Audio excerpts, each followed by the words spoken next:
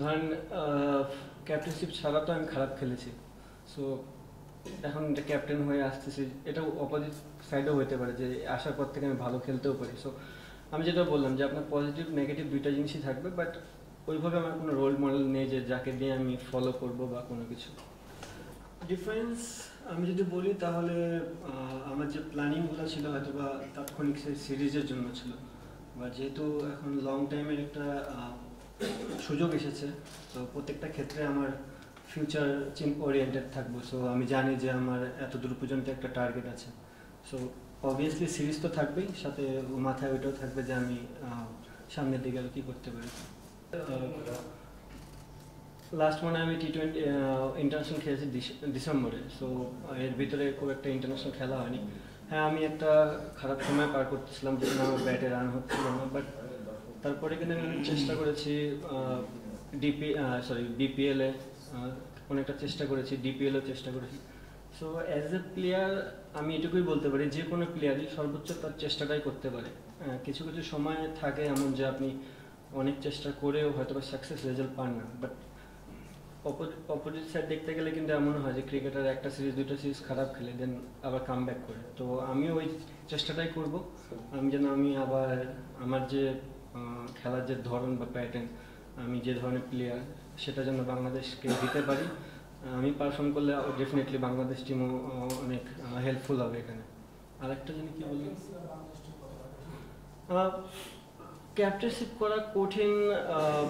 দেখেন, স্যার যেহেতু বলছে, হয়তো বা উনি অনেক কিছু ফাইন্ড আউট করে জিনিসটা বলেছে। আমিও তো লং টাইম কখনো করিনি, সো পার্টিকুলার সিরিজে আমি করেছি, আমার জন্য খুব একটা বদার ফিল হয়নি। এখন যে পার্টিকুলারলি লং টাইম ধরে করছে হয়তো বা তার জন্য এই জিনিসটা হতেও পারে। অ্যাট দ্য সেম টাইম দুইটা জিনিসই হয়, আপনি যখন ক্যাপ্টেন হবেন আপনার মাথায় অনেক দায়িত্ব থাকবে, রেসপন্সিবিলিটিও থাকবে। সো দুইটা নিয়েই তো আগাতে হবে। আপনি সবসময় বাহবা পাবেন তাহলেও হবে না, আপনাকে দুই জিনিসটাই ক্যারি করতে হবে। ক্যাপ্টেনশিপ বিষয়ে তো রোল মডেল এটা কেউই না। আপনি যে কথাটা বললেন সেটাই অ্যান্সার দিই।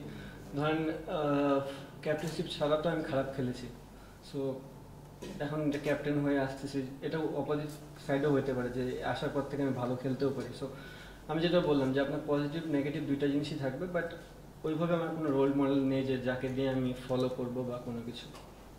চাপের কিছু নাই। আমি যেটা আগেও বললাম ভাইয়ারে, যে ক্যাপ্টেন ছিলাম না তখনও পারফর্ম খারাপ করছি। সো এখানে এমন না যে ক্যাপ্টেন হলে আবার খারাপ হবে, এটা প্লাস পয়েন্ট হতেও পারে। যেহেতু একটা নতুন সুযোগ আসছে, ও আমরা সবাই বিশ্বাস করি যে যার পজিটিভ ওয়েতে চিন্তা করে তার একদিন দুদিন পর হলেও রেজাল্টটা আসে। তো আমি ওই জায়গায় আছি, চেষ্টা করবো পজিটিভ ওয়েতে চিন্তা করার, যেন রেজাল্টটা আমার দিকে নিয়ে আসতে পারে। দেখেন ভাই, এখানে জেদের কোনো কিছু নেই। আমার মনে হয় প্রত্যেকটা মানুষেরই, যারা ইন্টারন্যাশনাল ক্রিকেট প্লেয়ার, তারা চায় পারফর্ম করতে। প্রত্যেকটা ক্যাপ্টেন বাংলাদেশের, সে চায় তার টিমটা জিতুক। সো আমিও ব্যতিক্রম কোনো কিছু না, আমিও চাবো যেন আমার হাত ধরে যেন বড় কিছু হয়, বা আমি যেন যে কোনো সিরিজে যা জিততে পারি। সো টার্গেট একটাই।